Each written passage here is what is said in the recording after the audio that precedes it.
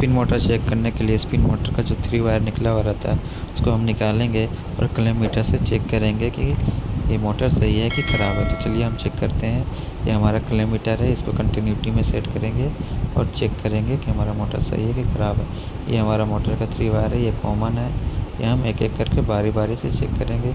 देखिए इसमें नहीं बता रहा है, दूसरा में चेक करेंगे, ये इसमें बताया, तो इसमें बताया तो इसका मतलब ये मोटर ख़राब है, एक में नहीं बता रहा है। इसी तरह से आप अपना मोटर चेक कर सकते हैं। ऐसा ही और वीडियो जानकारी के लिए हमारे चैनल को सब्सक्राइब करें।